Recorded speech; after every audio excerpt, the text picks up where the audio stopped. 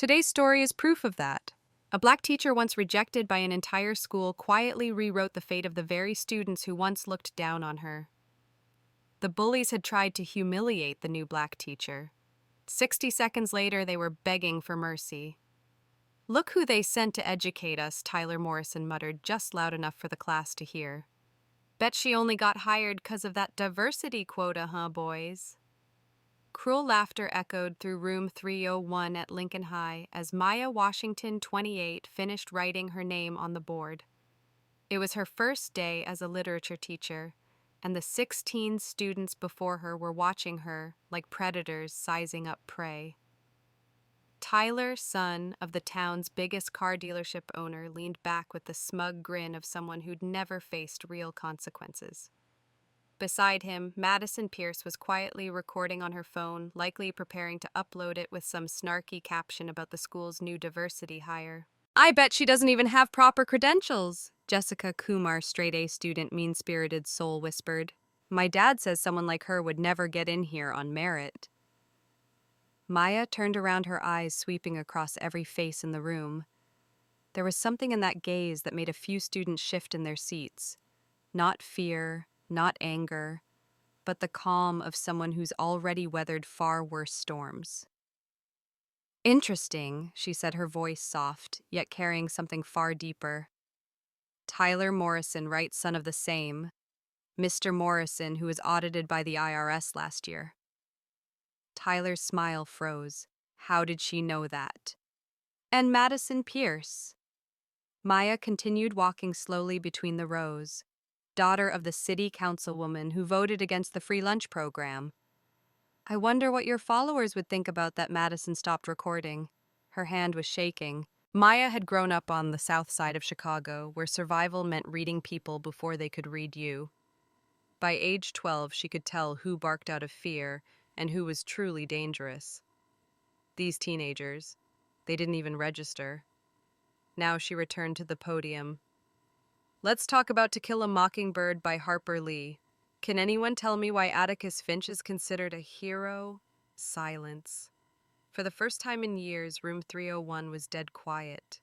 No one shocking. Maya opened her copy of the novel. Maybe it's because he defended an innocent black man at a time when doing so could have cost him his life. Tyler tried to recover. "It's just some old book about people like you always looking down on people like me. And about how that arrogance," Maya interrupted, "is often the Achilles heel of those who think they were born at the top of the food chain." She smiled, but the smile never reached her eyes. What Tyler Madison and the rest didn't know was this.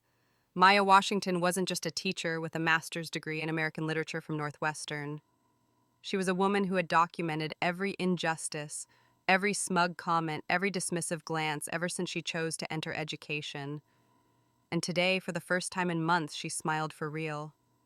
Because she had found the perfect classroom to test her theory about privilege, about consequences, and the art of teaching in a way that no one would ever forget. The next 3 days were war. Tyler Morrison and his crew turned their campaign against Maya into a full-time project. They created an anonymous Instagram account posting secret photos of Maya in class with racist captions and snide remarks about her credentials. They spread rumors that she'd been fired from her last school for being unqualified. And they even tried to hack into her school email, not to expose any real wrongdoing, but to twist anything they could find. What they didn't know was that Maya Washington had been preparing for days like this her entire life. Day 4. Maya walked into class like it was any other morning, carrying a laptop and a small, sealed cardboard box. She didn't mention the Instagram page. She didn't speak a word about the rumors. Instead, in her calm, unwavering voice, she said, "Today we're going to talk about power." The projector screen flickered on. A single question appeared. Power, who holds it, who thinks they do, and who actually controls it. "Now," Maya said, turning to her confused class, "let's play a little game." She placed a stack of envelopes on her desk, each one labeled with a student's name. "Inside is a personalized observation I've written for each of you," she explained. "Not based on your grades, but based on how you act, how you speak, and how you treat others." There was a moment of hesitation. Then one by one the students opened their envelopes. Tyler, you believe power comes from your last name and the fortune your parents built. But real power comes from knowing who you are when everything is stripped away. And you've never faced that, Madison. You're better than what you pretend to be. But you're afraid that if you're not ruthless, you'll be forgotten. The question is, who are you when no one's watching, Jessica? You think you're smart, and you are. But intelligence without compassion is just a sharp tool. It can save or it can wound. What are you using it for? The room fell into absolute silence. The following week, everything changed. Tyler started showing up to class on time. Madison didn't apologize out loud but left a neatly folded note on Maya's desk. Jessica's comments in class became more thoughtful, less sarcastic, more real. And at the end of month parent-teacher conference, it was Mr. Morrison himself, the man who once lobbied to slash funding for diversity programs, who stood up and said, "Ms. Washington is one of the most impactful teachers my son has ever had." Maya never brought it up again, not because she was afraid, but because she knew she didn't need to win by shouting the loudest. She only needed to teach with intellect, dignity, and relentless purpose, and let truth do the rest. 3 weeks later, room 301 was no longer filled with whispers or judgmental glances. Every time Ms. Washington walked in, students stood not out of fear but respect, because of the way she turned every lesson into an exploration of the self. Because even the toughest students couldn't help but reflect under her guidance. But Maya knew every victory comes at a cost. A Wednesday night, Maya was grading papers in her small third-floor apartment in Harlem Gardens when the phone rang. It was Marcus Chun, the math teacher, one of the few colleagues who had supported her since day one. "Maya, I'm not sure, but I think Tyler's planning a counterattack. He just filed a complaint with the school board, said you violated student privacy with that class activity." Maya didn't say a word. Marcus continued, voice lower. "And he's not going in alone. Some of the more influential parents, the Morrisons, the Pierces, the Kumars, they seem ready to make an example out of this." Monday the following week, Maya was summoned to an emergency meeting with the school board, the district's legal counsel included. Across the long table sat a row of cold eyes, skeptical stares, eerily familiar. She had seen them before. Back when she was the only black girl in her university honors class, Miss Washington, one board member began.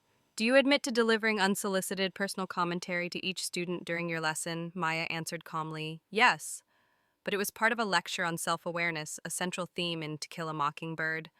I didn't reveal any sensitive information, just reflections based on classroom observation." "Did you have parental consent?" She smiled softly. "I don't need consent to see what students don't want others to see and help them face it with kindness." Silence. 1 week later, an anonymous email was sent to every board member with an attached audio recording. It was Tyler speaking to two classmates in the schoolyard. "My dad says he'll get her fired. Doesn't matter how good she is. People like her don't belong at Lincoln. Yeah, my granddad said once black folks start thinking they're smart, everything goes to hell." Attached were screenshots from the anonymous Instagram account run by Madison Pierce. All evidence had been submitted by a student who chose to remain unnamed. Later, Maya would learn it was Jessica Kumar. The investigation flipped on its head. The school board not only dismissed all accusations against Ms. Washington, they temporarily suspended Tyler Madison and several others involved. Local news picked up the story. The headline read, "When a black teacher dares to teach the truth." The community divided, but the students weren't. Every member of Room 301, even those who once resented her, wrote handwritten letters to the school board demanding she stay. 2 months later, Maya received offers from 3 prestigious high schools. Each included a promotion to head of the English department. She turned them all down, because in Room 301, she had planted a seed, and she wanted to stay long enough to see it bloom.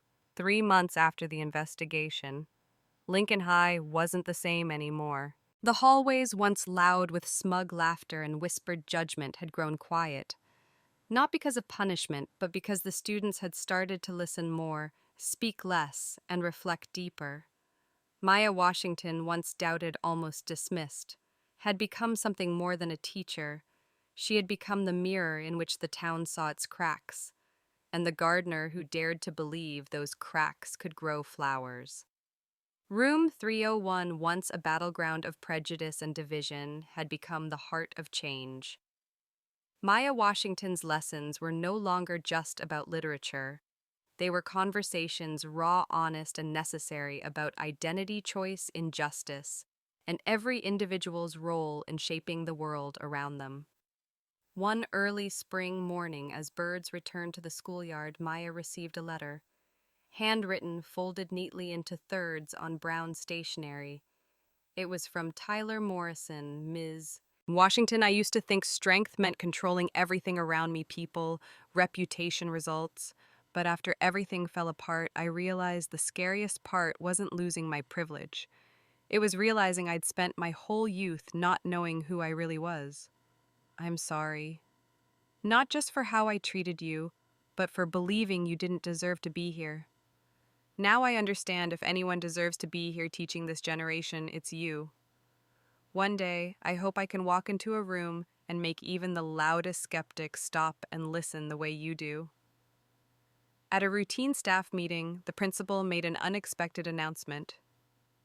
He invited Maya to speak before the entire faculty, something never done for a first-year teacher.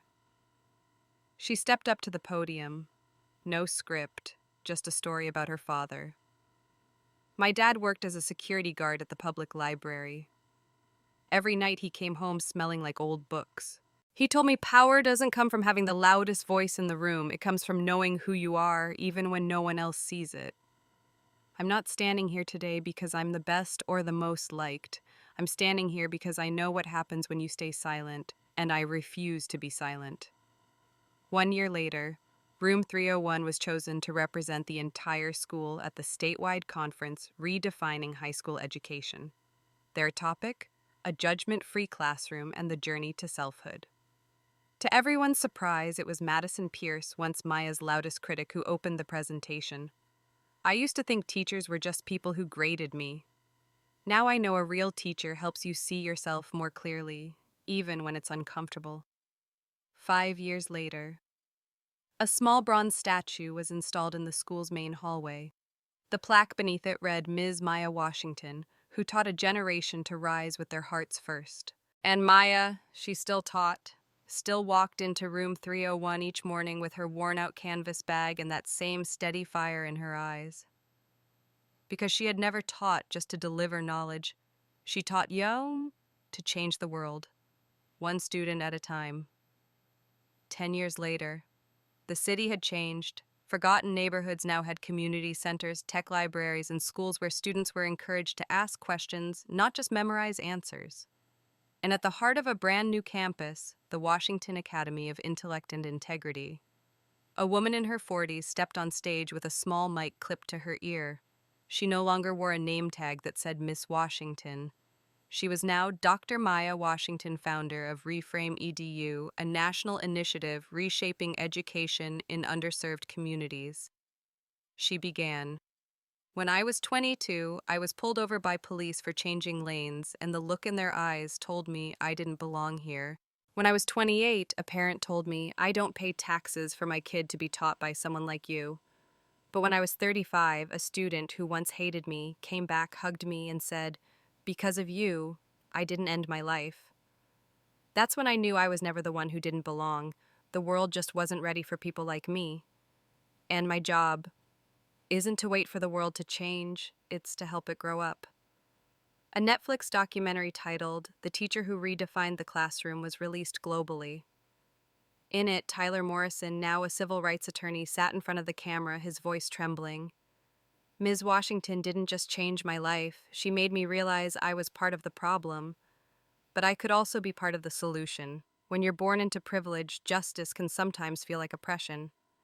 But she taught me the truth doesn't need permission to exist. One quiet, rainy afternoon, Maya sat in her small office looking out the window toward the schoolyard, where children played and laughed in the drizzle.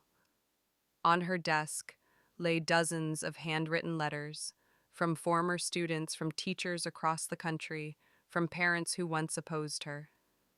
Now, they were writing to say thank you. One letter read, "Ms. Washington, back then I never understood why you were so patient with us, but now that I'm a mother, I get it. Because sometimes loving a child means believing in a better version of them even when they can't see it themselves. Thank you for seeing me." That night she returned home, hung up her coat, brewed a cup of tea, and stepped out onto the balcony. The scent of wet grass filled the air and the soft wind brushed against her face. She closed her eyes, and in that moment of stillness, there was no applause, no spotlight, no conference invites, no awards. Just the voice of her father drifting in from memory, whispering, "You did good, Maya. You don't need to shout to make the world listen. Just speak with your heart and let time prove the rest." And she smiled. 15 years after her first day at Lincoln High, Maya Washington, now one of the most influential figures in American education, took the stage at Harvard University, a place she once never dared dream of simply because she felt she didn't belong. In the audience were hundreds of future educators, scholars, and policymakers. But in the third row sat her mother, over 70 now, who had left New Jersey for the first time just to watch her daughter speak at one of the most prestigious schools in the country. Maya didn't open with stats. She didn't quote theory. She began with a story. "In 5th grade, a teacher once told me I wrote well for a kid from your neighborhood. I didn't realize it then, but that wasn't a compliment. It was a polite way of saying, you're good, but don't go too far. That invisible line, people call it circumstance, system, history. But I've learned if you weren't born into a space big enough for your dreams, you build one." Her story is now studied in multicultural education classes, but the thing she's most proud of was never the title. It was every handwritten letter from a student that read, "You're the reason I didn't drop out." Every young person of color who stood at the front of a classroom and said, "I became a teacher because once someone believed in me when no one else did." And every underfunded school, every forgotten neighborhood beginning to grow hope again because they saw a fire that began in a small classroom in Harlem. One weekend, Maya returned to Lincoln High to attend the opening of a new library named in her honor, the Washington Room, a space for radical imagination. On the wall hung a black and white photo of Ms. Washington at age 28, standing at the chalkboard with a firm expression and fire in her eyes. Below it, etched in bronze, "A teacher doesn't just teach. A teacher helps you believe that you deserve a place in your own life." Final scene. A 9th-grade student walks into the library, thin glasses slipping down his nose, clutching a folder containing the first short story he ever wrote. He pauses in front of the photo of Ms. Washington, stares at it for a long moment, then whispers, "I want to be like you. Not famous. Just someone who really sees kids like us." She just had to speak with her heart and let time prove the rest. If you've ever had a teacher who made you believe in yourself, share the story and pass the spark forward. Thank you for watching. Don't forget, like the video if you believe justice can come from the smallest voices. Subscribe so you never miss more powerful and true stories like this one.